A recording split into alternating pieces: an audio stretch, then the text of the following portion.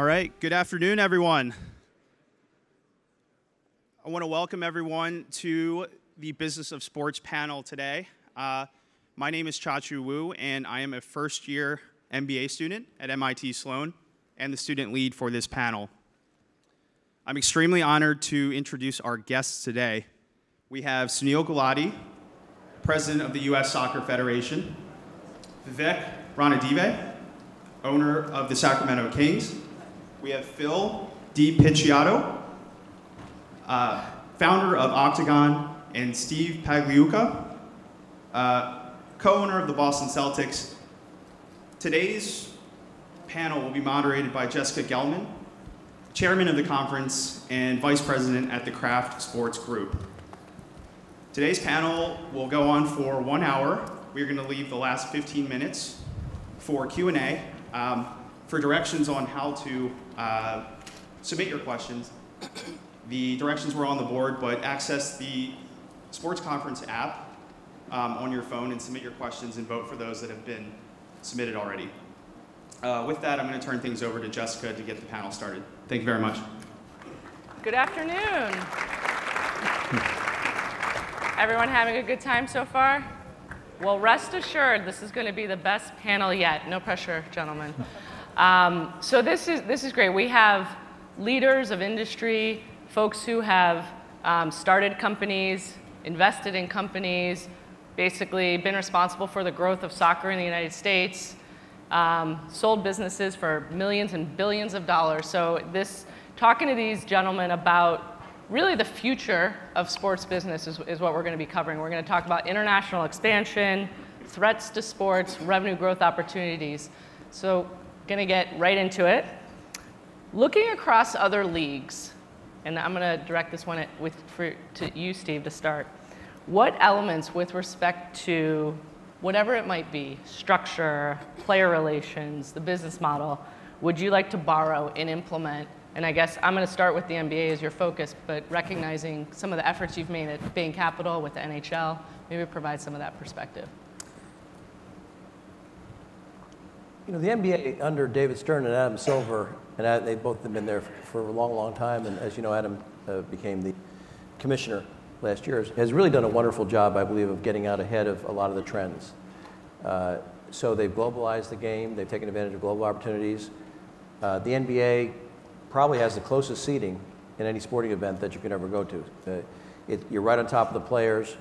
The game is kind of 2 hours and 15 minutes most times, unless there's overtime. So I think the NBA has been a model, and they've really got out ahead of things. They've got technology. There's cameras in every stadium that knows where every player is. Most of the clubs have implemented, which we'll talk about later, systems that track our fans and give them all the information they want to give. So I really think the NBA, honestly, before I got involved, has been a leader in those things. I think all the sports leagues are doing different things, and the core of it is to get closer to the fan and give the fan more experience. The technology boom that's happened with Facebook, Twitter, et cetera, et cetera, et cetera, has really allowed sports to be a 24/7 experience. As you all know, when you're in your car and then it lights up that somebody got traded or somebody beat somebody, it's now allowed us this whole new, say 360 view of sports 24/7.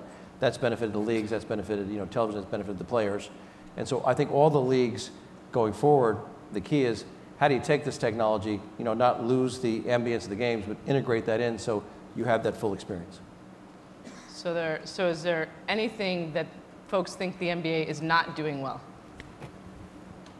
Well, I think there's, I agree with Steve that the NBA has done a fantastic job, and even on social issues, I think it's been ahead of some of the other leagues.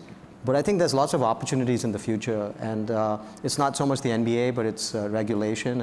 And I know Steve might not agree with me on this, but I think that advertising on jerseys is a huge revenue opportunity for the league. European soccer makes about close to $1 billion a year on that.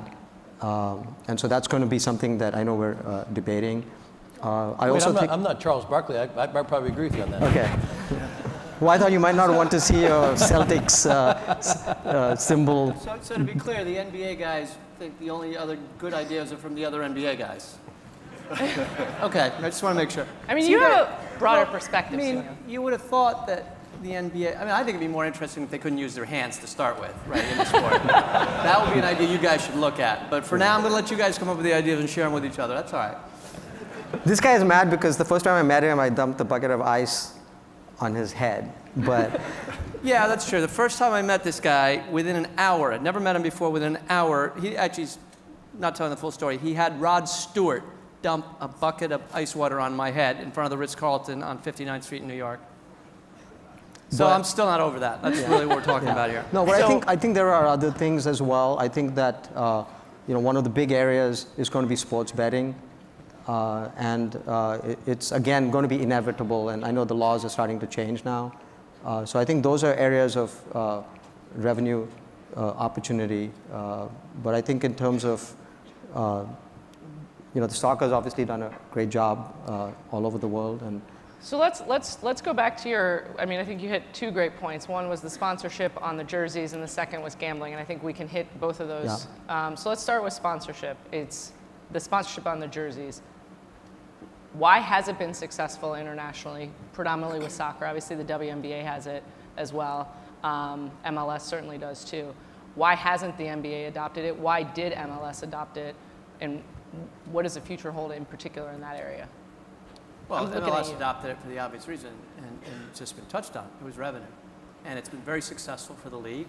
All the leagues around the world in soccer have it, and the only exception really is at the Olympics or at the World Cup. So FIFA's got regulations about national teams, and the Olympics has got obviously a lot of different regulations. So it was purely revenue, and from that perspective, it's been very, very successful. There's no doubt about that. And I think it was also pioneered by the PGA. They were wearing, and by NASCAR. So it's become a common thing. What's interesting, I went to a few of the football games over in Europe. It's now become, you see an Emirates jersey, and that's part of the jersey. Right. So it's become very accepted. Why hasn't basketball done it? I think basketball is looking at it, and we have a long history of tradition. You want to do it in a tasteful way. You want to do it so sponsors are happy and fans are happy. And I think it'll end up being looked at in a very thoughtful way and probably get done at some point. And what he's just touched on actually is important, Jess, because you mentioned NASCAR. I mean, there are teams in South America and a few other places that look like they are NASCAR in terms of 15 different logos. That's not, in my view, the right way to go. And some owners that have taken over teams have gone just the opposite way and found out that they could increase revenue pretty substantially by having a very clean look with one sponsor, maybe two, one on the front and one on the back. So, I think one of my questions in particular to that is the teams themselves are such a big brand, right? That is where a lot of the revenue is generating from. I mean, what is the concern to not have, the Celtics or the Kings on the front of your jersey? yeah, I think that this is something we want to do it right. We want to do it in a tasteful fashion. So I think the NBA studies all these things very carefully, and we will study this. But I think it's inevitable that it will happen. Manchester United gets, I think, $80 million a year just from Chevrolet, and they still sell more jerseys than probably the whole NBA combined. So I don't think it impacts the sale of jerseys. I don't think it impacts fan support. If anything, it enhances it. So I do believe that this is something that will happen over time. Yeah, and it's a question of design. The NBA is talking with design firms so you will not lose the flavor of being the Celtics or the Right. Kings or the Knicks or any club that has an iconic history. So it's really how you do it. And I agree, there's probably more leverage in having a key sponsor than having the players look like a billboard. I think they've done that successfully in soccer and in Europe, and people are accepting of it. So if it's done in the right way, it's very positive for the players, for the leagues, and for the sponsors. So good point on the players, and Phil, I wanted to get your perspective representing players. What if the sponsor on the jersey is different than the sponsor that they have? Well, there is a negotiation that will probably create carve-outs and first rights and priorities, but the teams drive the business. The league and the teams drive the business, and I think that will always be the case. Players are, I think, deserving of at least two things. They're deserving of the maximum revenue that is fairly payable to them based on the overall revenue streams, and a safe playing environment. And the longer they can play in a safe environment, the more important their brands become, and that dovetails into the branding of the teams. I agree that it's inevitable that there will be branding on jerseys because 95% of the world's population lives outside the United States. with the exception of soccer, the other 4 major team sports in the United States are the global leading leagues for those sports in the world. And that's because the best players, wherever they are from in the world, come at the peaks of their careers to play here. As these sports expand globally, as soccer has already done, you are going to have to adopt some of the practices, or be able to easily adopt some of the practices that are common in the rest of the world, where sponsorship on jerseys is not only a revenue source, but been adopted by the fans, and it does create deeper engagement with the fans, which is critical, I think, for team revenues. And one very last point, television for soccer games doesn't include a lot of commercial breaks. American sports do include a lot of commercial breaks. How those sports are going to be televised overseas becomes an issue. With less commercial breaks, you're going to need other opportunities to satisfy your brand partners, and jersey logos are an obvious way to do that. Yeah, Jess, Phil just used a great word in that, and being a soccer guy, I want to thank you for that, because you used the word other, and I mean this. You didn't say the 4 major sports, you said the other 4 major sports. That tells me we've made it. It's hard to argue, Sunil. The interest over last summer with the World Cup was really incredible, and I think the MLS is obviously coming into your 20th year, and I mean it's a very exciting time. Just general question: what is causing all this interest in MLS right now? Is it all of the U.S. players coming back to play in MLS, or is it the fact, or the fact that they went and played in the Premier League to start, and kind of what do you see on the horizon? I think it's a combination of a lot of different things. 20 years is a pretty good start. And where MLS is today is a lot different than where it was 15 years ago or even 10 years ago. So it's the development of stadiums, it's the development of stars, it's also become a hot thing to do in Seattle and Portland in particular. It's a pretty cool thing to go and be part of a spectator group that's in an end zone or on the sideline or standing up and watching a game in Seattle for 40,000 people or being part of the national anthem. So it's become a little bit hip as well. So I think it's all of that. Clearly the league has come a long way. The product on the field is better.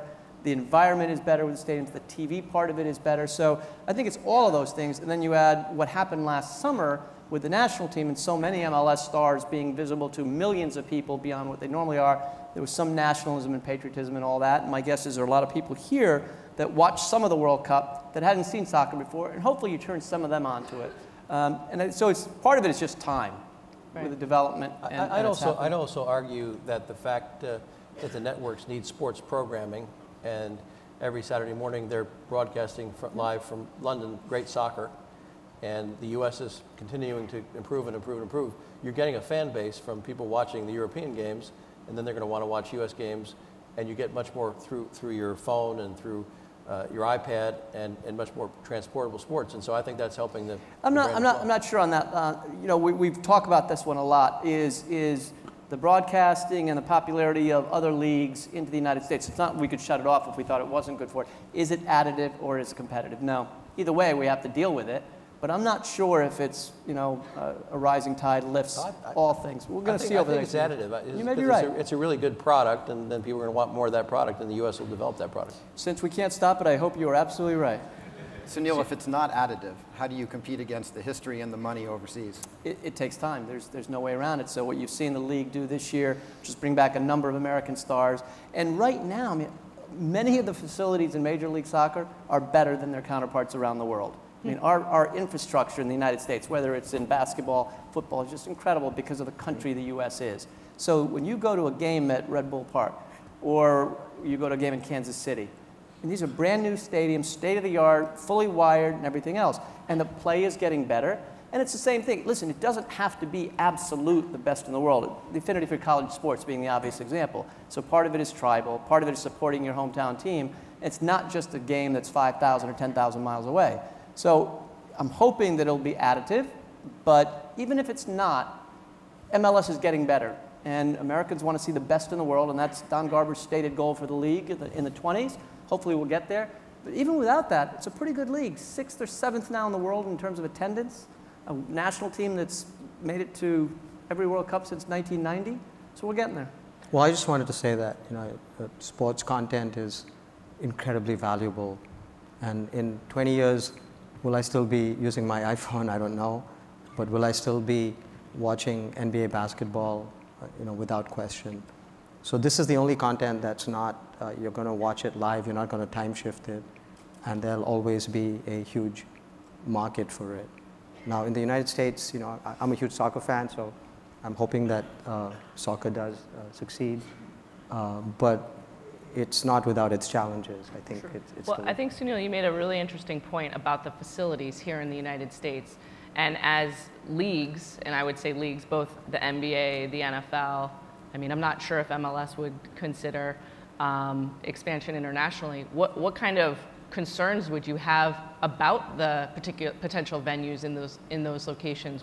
How feasible is it for there to be a team in another part, a team that is predominantly based in a U.S. league in another part of the world?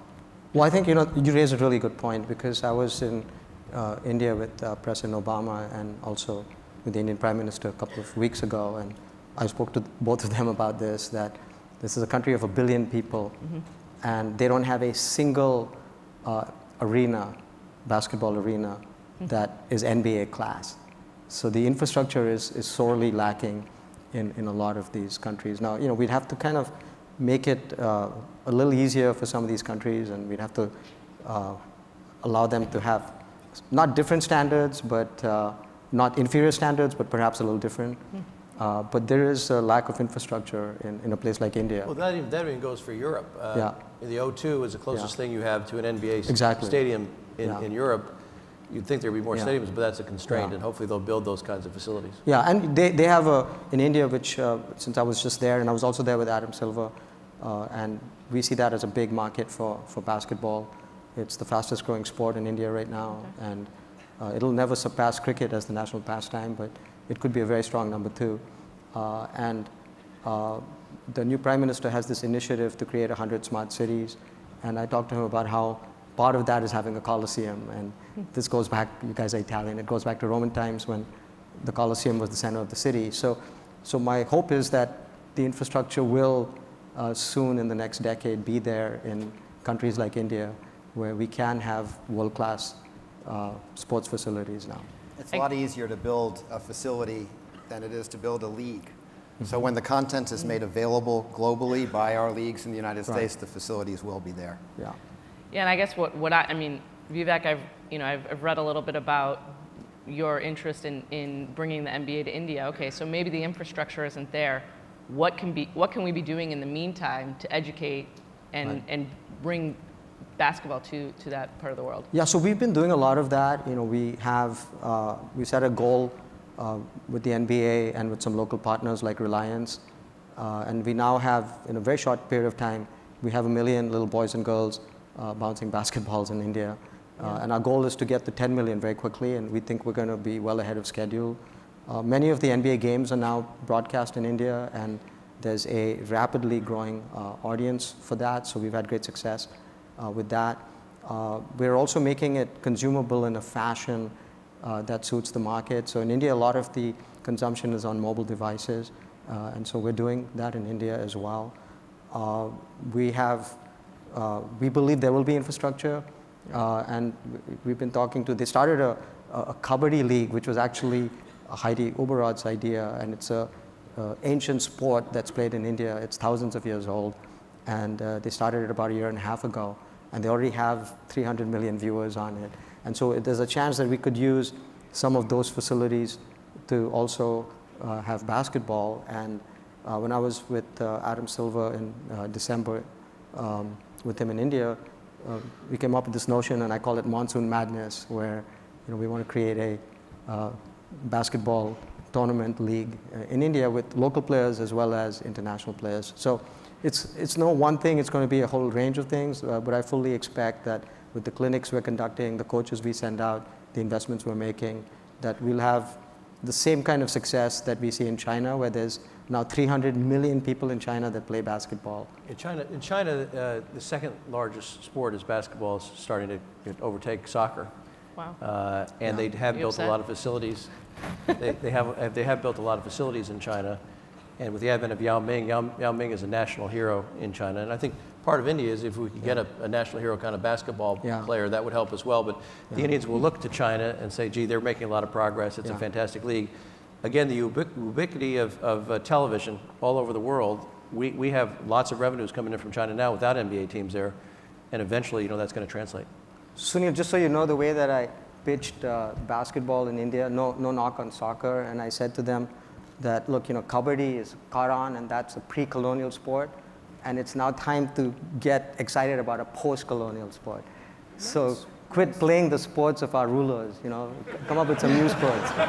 They may have been your ruler, man. Yeah. I was here already, so Yeah. that was no problem there. Yeah. I was hanging out. But I have to. There's a little segregation up here, but I'm actually with those guys over there. No, but I have to. Vivek, you can fund a movie called Indians Can Jump. Yeah, exactly.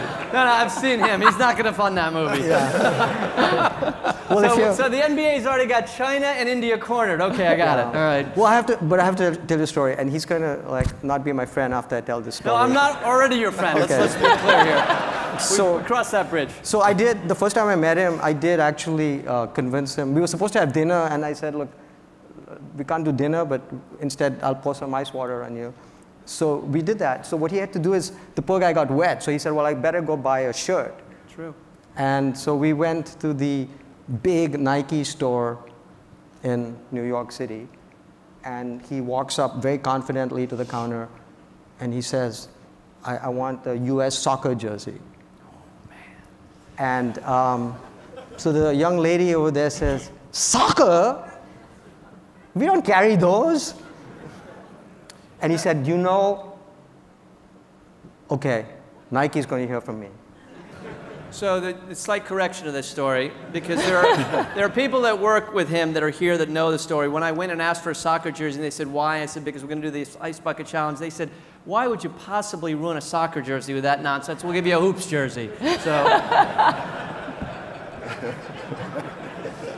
back over to you, Jess. Excellent spin, Sunil. Well, you can walk into any store in America and you'll get a basketball jersey, soccer. Well, I think Sunil wanted to have the last comment there, so. Yeah. I want to have the last comment everywhere along the way. We'll be good, we're good. All right, so we've seen a very significant escalation in the prices of buying a team, right? $2 billion for the LA Dodgers, $2 billion for the Clippers. It does not seem that there is an end in sight. Why is sports continuing to grow at the pace that it is growing? What specifically is going to allow that growth to continue? I think we talked about a little bit today. First, sports is globalizing. So we're watching soccer games in the UK on Saturday mornings. We're watching our own soccer games. Television is driving this because it's must-see TV. You can't fast forward through the commercials. And you can get it anywhere at any time on all devices. Finally, the passion of sports translates over hundreds of years. And as you know, in Boston, people are passionate about the Patriots, the Celtics, the Red Sox. It's basically the Bruins. It's a way of life here, and also the soccer team. The Revolution. The Revolution. Too many revolutionary comments. Patriots, we're good. Revolution. So people are very passionate about it here and throughout the world. You go to these games, it really makes people's lives great. So there'll be more and more of that. So where will those revenues come from? The globalization will create more revenues, more kinds of advertising, more shifting over to the sports teams because you're less effective on non-reality TV. So it's going to continue, I think, to be a burgeoning source of revenue, and that drives the values. Okay, but in 2002, when you bought the Celtics, you didn't pay $2 billion. Would you still make that investment today if the Celtics was $2 billion? Absolutely. I think and Steve will remember this, when we did the Sacramento Kings and I bought the team, I said in that meeting that these teams are worth $2 billion, and people thought I was crazy when we paid $540 million for the team, and I said it's undervalued. And this is the only content that, as I said, you will not time shift. 10, 20, 30 years from now, you're still going to be watching NBA basketball or soccer or whatever your favorite sport is. With social platforms, the audience is growing, and ultimately, if you look at the value, what it is it's a social network, and that content allows you to engage and capture and expand that social network. Yeah, our fantastic team at the Celtics, led by my partner and founder Wick Grossbeck and Rich Gotham and Sullivan, have really done a great job capturing the fan and bringing all the technology. They use all the latest tools. They have something called Raptor Manager that tracks the fans, what their preferences are. It's all about customizing the experience now. So if you go to a game and we know that you like Isaiah Thomas better than you like Jared Sullinger, you'll get an email saying, do you want an Isaiah Thomas jersey, or do you want to meet Isaiah Thomas? Bringing the fans in, again, 24/7, expands the marketing pie and the interest, and therefore that's going to continue to drive those values. And the overall macro, globalization, and television revenue that has to come in, because these are the things that are watched. The Patriots just in the Super Bowl, I think, was the second highest rated show ever. I mean, it was incredible. What was higher? Maybe another Patriots game, but it was a fantastic spectacle on television, and you're going to see that more and more. And we really haven't had, when we grew up, you couldn't get the sports 24/7. You would have to wait. You think about it, we had to wait the whole next day to get the paper to find out what happened, or you might hear it on the radio. But right now, everything happens, it's instantaneous, and it's more than instantaneous. Some things happen that don't happen. It's on Twitter, some that happen that didn't happen. So it's 24/7 fan engagement. And I think the clubs, all the sports leagues, are doing a great job recognizing it's all about fan engagement and having technology supplement the experience, supplement the brand, and just give the fans exactly what they want on a customized basis. I mean, I think you're hitting on a great point. Did you have something you wanted to add there? Just sports does go back to the basic economic principles of supply and demand as well. And many of you will create a tech company that will be very competitive in the marketplace, but you can't just create another NBA team or MLB team. That's right. So that's going to drive values. Yeah. And in addition, unlike many other businesses, some owners in professional sports aren't buying it for an economic return, or it might be on the equity appreciation side. They're buying it either as a public trust, they're buying it because they want to win. And you're going to see an interesting bifurcation, I think, in ownership circles, where newer owners will have cash flow needs, and the long-standing owners are going to be more focused on asset appreciation because they're already going to have their costs covered. And we'll see how united the ownership groups are in deciding what their strategy is going forward. The players are divided anyway, but I think the owners have some internal integration to do before they can come up with a strategic position that's united as well. I don't know if that's exactly true. When we bought the team in 2002, I think we explicitly stated when we spoke to investors, we have a great ownership group in Boston, and I think that's been a huge part of the success. We explicitly stated we're really buying this as a community asset. It's more than a business. If you want to invest in a software company, that's not this investment. We're going to try to not ask you for more money, was our modest goal, and hopefully we'll get some appreciation, but we'd love to turn the Celtics around. We had 16 championships to date. We named our company, I think Brashley Wick came up with the name Banner 17.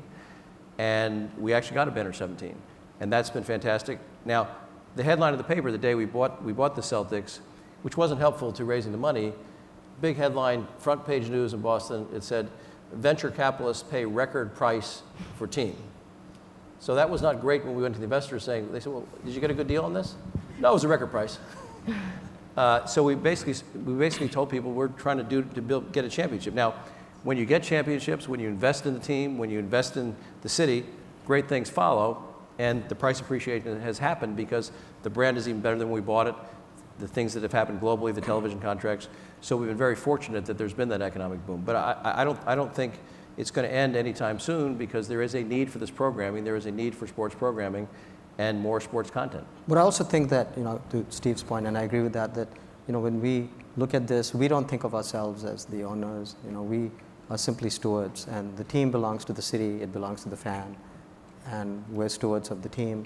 But there's only, in the case of basketball, there's only 30 teams, and there's more than 30 people who would like to own them, to your point about supply and demand. Well, in Sacramento's case, you're building a whole area of the city. Yeah, so we've completely transformed the whole city, and we're investing $1 billion in the downtown of Sacramento.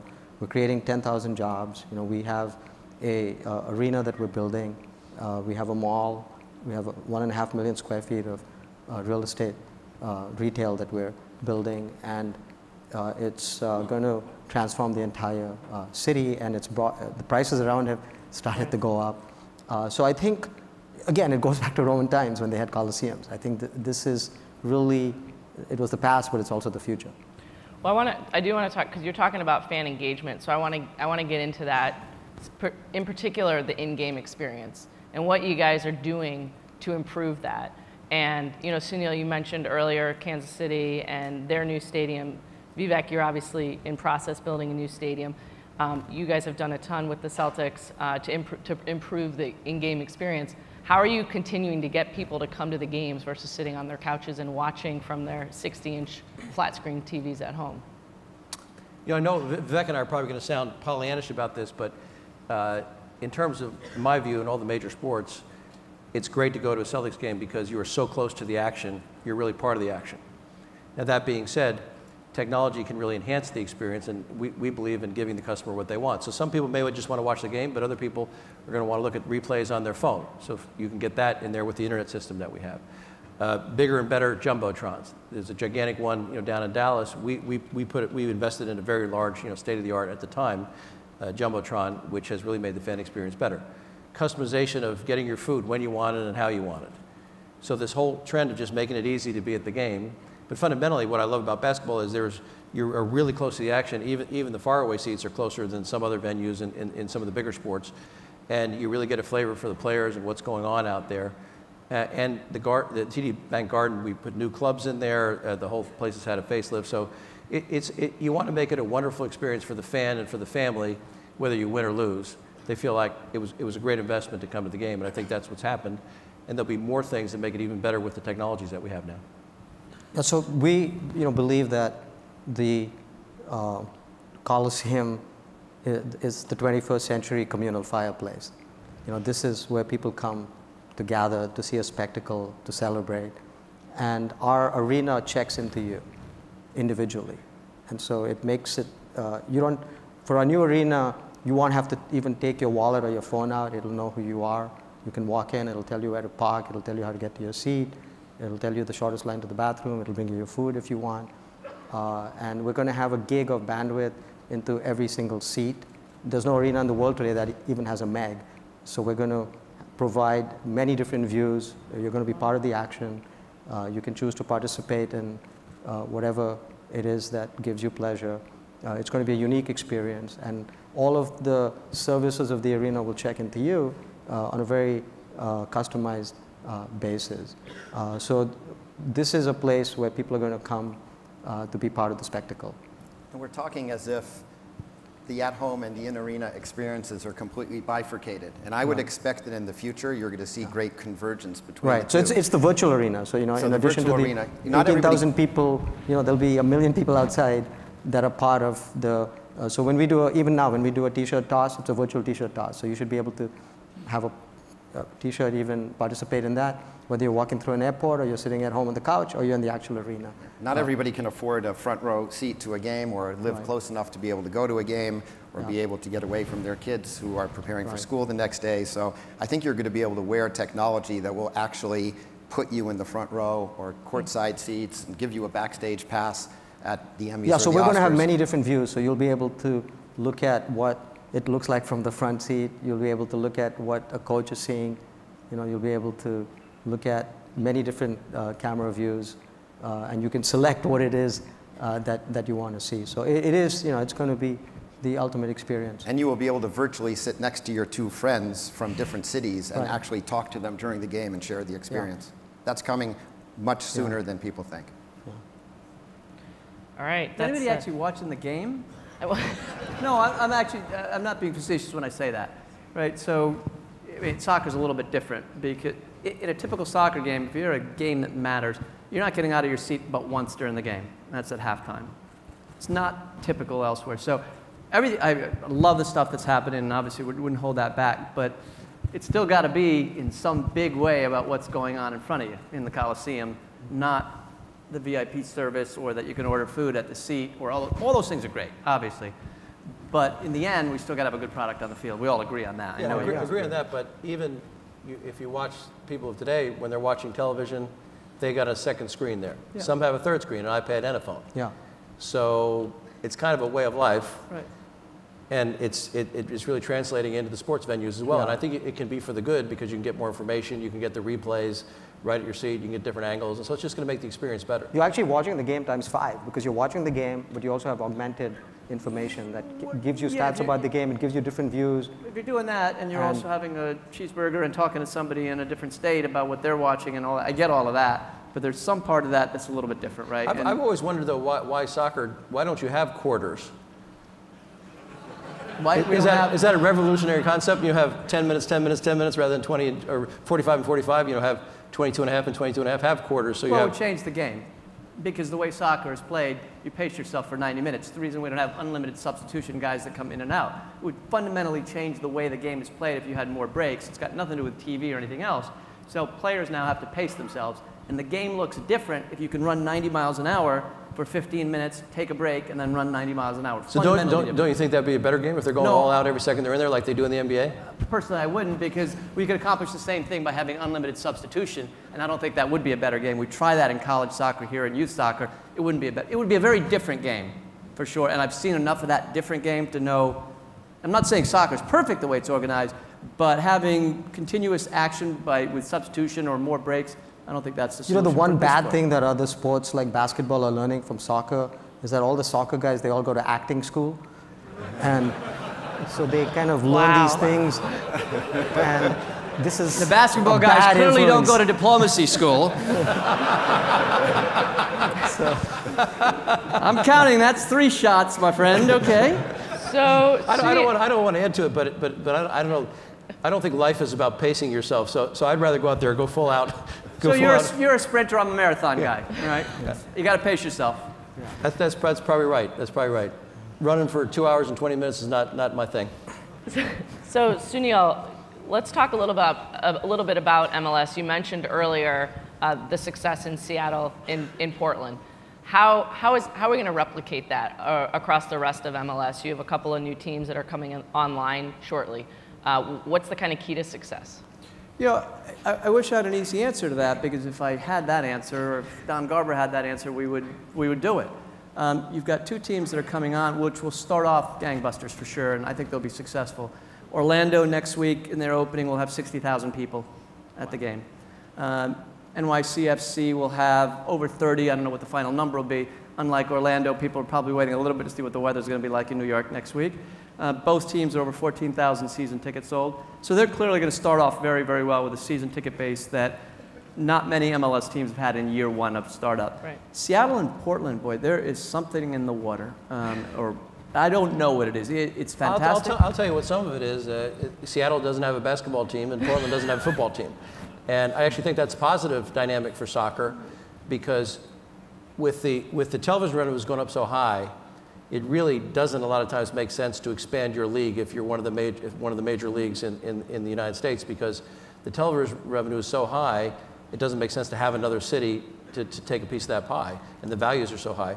So these cities that are burgeoning large cities that need more entertainment, soccer can really make a big impact there, and I think it is in Portland and Seattle, and it may spread to a lot of other places. It's interesting. You may be right about that. There's also, there's some successful models in bigger cities with lots of teams. That may be part of it.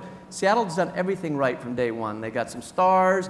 They got the stadium situation, and they're one of the few playing in a big stadium. Portland has had a 2nd division team for a while, and now sells out every game. They don't by the way, they don't have a basketball team. Portland doesn't have a basketball team? Seattle. Right. No, but I think there's also a changing. Okay, I got it. Changing. Well, Portland has 2 sports, right? Yeah. Anything else you guys want to tell me that Portland doesn't have now? Right. No, but I think there is a. Portland has a lot of rain, though. It has a lot of rain. No, but you can't say it that way. You got to say they don't have sunshine, because it's about their deficiencies here. So. No, but Sunil, I think what they don't have. No, I'm supporting you now. Hang on, he's going to support me now, gang. We got to hear this. Go ahead. Well, we might buy a soccer team, so I have to sell the right things. Now he just figured out he can't go out me anymore. All right, good. No, so there is a changing demographic. No, I agree with that. Yeah, and so there's a lot of people that come from cultures where soccer is a. Demographics in the U.S. in terms generally are changing. Absolutely. Yeah, so that's. So I'm gonna change gears a little bit. We were talking earlier about what's on the horizon. Obviously, a huge topic has been gambling, and Adam Silver supported it. More recently, Rob Manfred's. What are your thoughts on where we're headed? I think Adam Silver's perspective is one of maybe not supporting it, but when you talk to him, he'll say, it's inevitable. You know, it's a fact of life.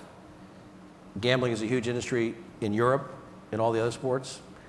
There's lots of gambling in Las Vegas where it's legal.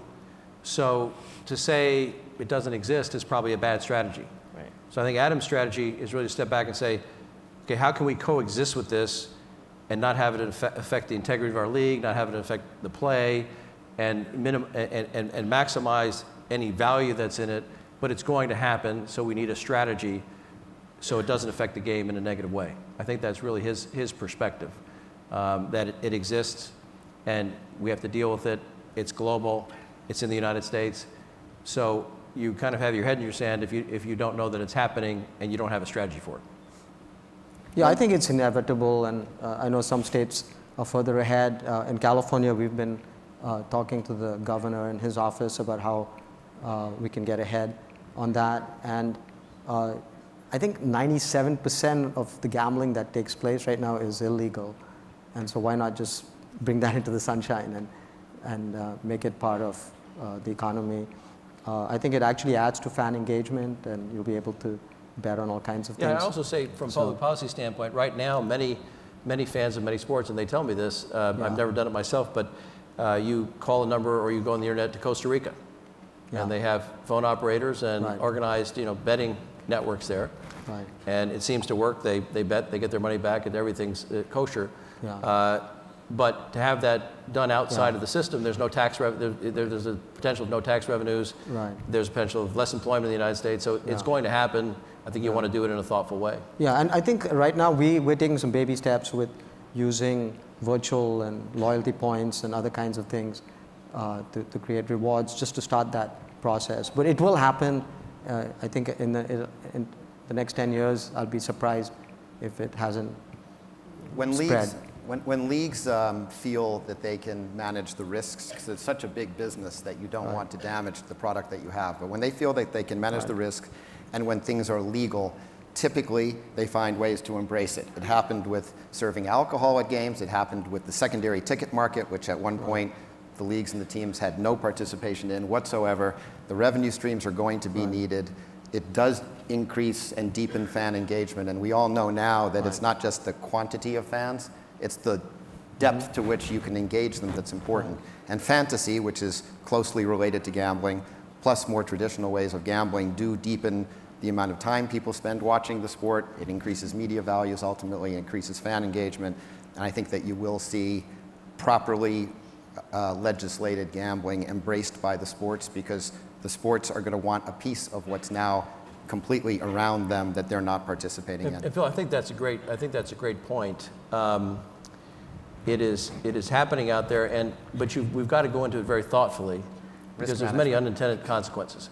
So, for example, officiating can be the difference in many sports between, certainly can be winning and losing, but it can be a difference between 1 or 2 points of what happens at the end of the game. So you're really going to have to make sure that the officiating stays pure. The officiating gets better. We use more technology to make sure everything is fair as possible, because you don't want it, even the whiff of a perception that anything's going on to affect the outcome of any football game, baseball game, basketball game, if this gambling comes in a big way.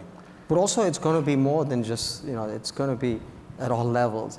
Is he going to make his free throw? It's going to be. Exactly. So it's not just the outcome of the game. It's a huge amount of issues of things you have to think about. Yeah, but also a lot of opportunity for people. I mean, micro bets are where most of the money is. So you'll be able to eventually bet whether the next free throw, if he misses it or makes it, is going to go off the left side of the rim or the right side. Exactly. How many shots are going to go off the backboard? And we're seeing a lot of interest in that. Yeah. And the other thing we haven't talked about is the amazing impact that video games, virtual sports, has had on the sport itself. When you have an event of video players and playing basketball going against each other at the Staples Center, and it fills up most of the Staples Center, for people to watch two folks play video basketball against each other and cheer and see how they have become a great video player, that's unbelievable. I mean, that is totally unbelievable in terms of the engagement with the leagues and the players day in, day out. Sunil? No, I was just saying that all the things you're describing about individual actions in a game happens now in European soccer. It's exactly right. Who's the next throw-in? What minute is the corner kick going to be in? So all of those things are happening, and they're happening in real time. People are placing bets as long as it's 10 seconds before or half a second before or whatever it is. And what's been the experience and perspective, on that? I'm assuming the European leagues are very aware of the gambling and try to make sure that everything's on the up and up. And it's a big issue in soccer right now because there's been some incidents of match fixing. And not primarily in the big leagues, but in leagues where $500 could influence a player's actions, right? Where not a player's making $10 million. So it's something that the international governing bodies are very, very cognizant of and are obviously, for any of our sports, it cuts right to the core of what it's about. And so if you've got that issue, and it's usually tied to gambling, not exclusively, but it's usually tied to gambling. If you look at what the balance of monies are in sports, and you look at all wages, and you look at the total amount of money being gambled, gambling is geometrically disproportionately high. And when you have that much money in a risky enterprise, the leagues have to be very careful as to how it comes in because it can dwarf what people are being paid for playing their sports. Right. Very, very important to be thoughtful about this and try to really predict the unintended consequences and design systems and design protocols so that it doesn't affect the integrity of the game. That's the core thing for all these franchises, for sure. All right, so I have this nifty iPad here. People have been voting on questions, so I'm going to pick some of the top ones. All right, going to start with you, Sunil. Well, I think it's you. What is most valuable to the MLS in terms of league growth? The development of American stars or the incoming international superstars? Well, if you give me one of those two choices, as president of U.S. Soccer, I'll take the development of American stars very easily because they can play for us in the national team. No, in the long term, it has to be the development of American stars. Yeah. You bring in some international players for sure, but it's not the situation right now of the NBA, which can bring in the very best international players, and the NBA is clearly the best league in the world. MLS isn't there yet. That's the goal. But over time, with the exception of one or two situations, you're going to need a lot of American star players to fill a league that's good enough to keep people's interest, that's good enough to challenge other leagues around the world. So if it's a short-term, I mean, these are short-term issues as well in terms of bringing foreign players and stars, but long-term absolutely has to be the development of American players. That's critical to the success of MLS going forward. You know, back in what we talked about before, honestly, on soccer, I think that the experience in Portland, the experiences out there, people watching those games on ESPN on Saturdays really is showing that if you have good play, you have a good team, you have the players, it's a huge amount of upside. And you know, we've been talking about soccer I've been talking about it for 30 years. It's starting to happen now. These are proof points that it's starting to happen. So I think you have a good run ahead in front of you. If he's trying to buy a soccer team, we're ahead of him in line. Yeah, I got you. Listen, in the end, the whole Indian thing comes in play. Don't worry about it. I thought we were going to not do any racism up here. We talked about this backstage, no racism. Okay. This actually came... What's that joke? 2 Indian guys and 2 Italian guys? I don't know. We're not going to go there. Somehow we end up cleaning your house, no doubt about it. But wow. Jesus. But we're doing the yard work. We're doing the yard work. Okay. You can't say yard work. We're allowed to do it to ourselves. You can't say it about us. Come on, Jess, control this guy. I'm trying to control it. You guys... Civic, don't say a word. Let's leave it to them. So this is to Vivek and Steve, and this actually came up on an earlier panel that I was overseeing too. The current lottery system is giving teams an incentive to tank, causing some markets to have lost revenue. I guess that, oh, you're pointing at Steve. And don't encourage competitive play. We're agreed. But here's the question. How would you fix tanking? So you can have feedback in there. I really think soccer is an incredible sport. It took 45 minutes, but they all came around now, didn't they? And now I finally realized that you shouldn't have breaks. It's for the long haul, and it's like a marathon. Well, I actually did have a plan. I called it the V plan, which is that, 2 parts to it. One is you fix the order at the All-Star break, and then from each side, the top 7 teams qualify, and then you have a play-in college-style sudden death play-in for the 8th spot, so that all the other 8 teams on each side have a chance of making it. I do think that something needs to be done. And it's a very complicated subject. Yeah. As you step back, and you have to first question, what is the draft for? What are your objectives? And there are many objectives. One is competitive balance, so that teams that are not so good, have a higher chance to get a pick. A second is you don't want people to try to manipulate where the picks are. Right. And there's a whole host of, our guys have looked at it. We believe the NBA has to look at it, and they are looking at it. And every problem creates its own issue. The reason they went to the system they had now is they had Orlando pick the rabbit out of a hat twice in a row. So they went to this weighted system, which caused other issues from the system of getting something twice in a row. So you need to have all these factors of competitive balance, a system that is not manipulable, that will not cause those kinds of behaviors. And I think we have to look at it very seriously and see if we can come up with a whole host of different kind of plans and get one passed. Great. Okay, Phil, this one specifically to you. How do you see the sports agency business evolving with the rise of upstarts like Relativity Sports and Rock Nation, which are focused on the media content and branding? The negotiation of contracts is becoming quite commoditized. There are salary caps and rookie minimums in most sports and other aspects of the CBA that limit what you can do on the agenting side there. It's still important, obviously, but it's something that people can get registered to do and do it. But what is much more difficult is what I would call career choreography, which takes these athletes and tries to extend their brands, tries to deepen their brands, tries to make the brands as valuable as possible, because you never know what game will be their last because of injury. And you know that all of these athletes are going to be fired or retired or not renewed in the prime of their lives. So I think that agencies have a responsibility to look 360 degrees and see where the combination of wealth and celebrity can take these athletes. You have to make sure that they're all very personally catered to. And I think that the biggest issue is that many of these athletes will be in that group that play for an average of 3 or 3.2 years. If you assume that they'll make $5 million over that time, they have $2.5 million left after tax. They buy even a relatively modest house for $500,000. They spend $100,000 a year. They don't have even close to enough money to live on. They're 25 years old, and they're not prepared for that next step. So good agencies have to evolve into being more life coaches, life training. We're taking these athletes who might not be very well prepared even coming into the pros. We're giving them money and we're giving them fame. We're putting them in a new city. We're moving them away from their families. And they're expected to do everything as an adult would do, from media relations to sponsorship relations to team and league and player association relations. It's very difficult, and these athletes are by and large not being trained to do that. Oh. Yeah, I agree, and again, I want to applaud the NBA and Adam Silver and David Stern, because they've set up a whole host of folks that are trying to help players with getting access to financial advice. Getting the counseling that says it's very difficult when you're a 19-year-old person from any walk of life to then all of a sudden sign a large contract for millions of dollars. The normal pattern is you come out of school and it takes you years and years and years, and you gain experience and you have ups and downs. You think about any of you out there, if you all of a sudden are 19 years old and you're faced with millions of dollars, you just don't have the perspective. And I think the NBA's made a very serious effort and continue with player development, with everyone having someone in the club that's going to get access for information to the players for their own good, because it is a very tough circumstance when you all of a sudden have that money. You got to figure out how you protect that and how you run it for the long term.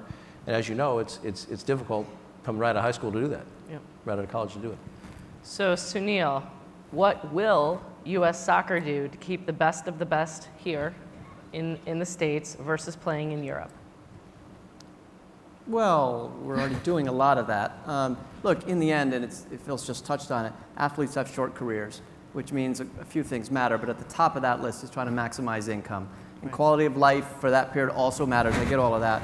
So in the end, it's going to have to be primarily about economics and paying them a wage that is equal to or better than they can make in Europe.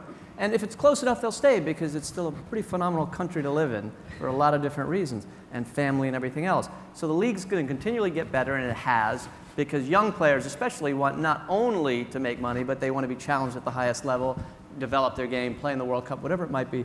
But if you look at the team now, and majority of the U.S. team right now is playing in the United States. And that's happened with the growth of the league, with more opportunities on the field, off the field, and that'll continue to happen as the league gets better. So I think you'll see that happen increasing. It won't be across the board. We're not going to have all of the American players, just like all of the Spanish players don't play in Spain, and all the Brazilian players actually do play outside the country, but that's a different issue. A lot of them play outside. So that's going to happen. It's an international game. There's 209 countries that play soccer. 205 probably that play it pretty seriously, maybe 190 where it's the #1 sport by far. So there's still going to be some places to go. Right. Well, Sunil, the advantage I think you have on soccer in the United States is that we're the largest market for promotions and advertising, and hopefully as your great players get more prominent, they're going to get more of an income stream from that in the best market in the world for everything. I agree with that, and you've already seen that on the women's side. I mean, Alex Morgan is a star here. She clearly could have made more as a soccer player in Europe, but she would have given up all those opportunities, which far outweigh today on the women's side the opportunities on the field financially. So that's a great point. So this one is to Steve and Vivek. What is your opinion on shortening the regular season? Do you support the rest and longer endurance of your players, even though it may come at the cost of lost ticket sales? I mean, I think that's a #1 question. The NBA has made the All-Star break longer. I think the NBA has been out ahead at looking at player safety and player health. They're looking at scheduling now for less back-to-backs. There's all sorts of things we're looking at in terms of the season and when you play and when you don't play. So I think that's not an easy answer. It's a whole package of things. You have to look at what's good for the players. The players are partners in the league, so if you have less games, you lose revenue for the players as well. Right. So I think we're really looking at it in a thoughtful way, and hopefully there can be systems out there that'll make it better. Because there's nothing better than having healthy players for an entire season, for their careers. It's good for them. It's good for the league. It's good for everyone. Yeah, I think those are big decisions, and we have to think those kinds of things through very carefully. And we do talk about these things in the meetings, but I would be hesitant to do something in a hasty fashion on that. Jessica, the question was about shortening the season, and Steve mentioned that the All-Star break is longer, and it is, but it causes, without a lengthening of the season, it causes more games to be compacted into a shorter period of time, and you are seeing more injuries as a result of the lengthened period of the All-Star break than you would have if the All-Star break had been shorter. Yeah, I don't know if that's a fact, but I do think it's a good point. That's, again, why you got to be thoughtful. It's another unintended consequence. So I think the theory of the All-Star break that the players wanted and that the owners wanted was, let's give these guys a real rest. That's been proven to be a good thing. But now, if it is having more stress on games, we've got to fix that too. And also, when they're out for a longer period of time, then when they come back, they're more prone to injury as well. Yes. So there's all these issues that have to be thought through. So Sunil, this is to you. The NBA is looking to grow internationally. What has U.S. soccer learned from bringing a global sport here that the NBA can use in expanding in other markets? Wow. Yeah, good one. So, we start with the biggest difference, obviously, is that most of the leagues around the world already have soccer leagues. So in terms of our expansion, we've got Canada. That's where we've expanded to. And we wouldn't be expanding anywhere else in the short term because all the other leagues are already formed in Europe, Mexico, and so on in South America. And I think they're already an international league. So I agree. And where you started this today was what could the NBA learn from other leagues? And I joked about it, but I think they do so many things very, very well. They're an international league now. They have players from all over the world. They have teams in Canada. So I think there's not a lot of lessons there. Frankly, in many ways, it's the other way around. Since the NBA has been around for so long, when we started MLS, we looked at some of the things, where there was, the simplistic things like taxes and how we deal that on cross-border stuff. But they've got players from all over the world. Not as many as MLS does, and not probably as many countries because of the nature of the game. But I think he was right. They're doing a lot of things very, very well, so we don't have much to tell them along the way. Other than that whole thing about using their hands. So I think, obviously, there's been a lot that's been much more with daily fantasy sports. So what do you see as the relationship between professional sports leagues and daily fantasy sports? Well, I think we touched on it before. It just is another avenue for fans to get closer to the players. When you're playing with the players' icons, you get even closer to them and become part of the action. So it's incredible what they've done with the video games and the systems that people are playing, both the fantasy and the videos. and maybe they'll meld together, at some point in the future. And it just, again, it's more fan engagement. The bottom line is fan engagement, and they give you more fan engagement. All right, well, we are basically out of time. So thank you all very much. Let's give a big round of applause. Thanks.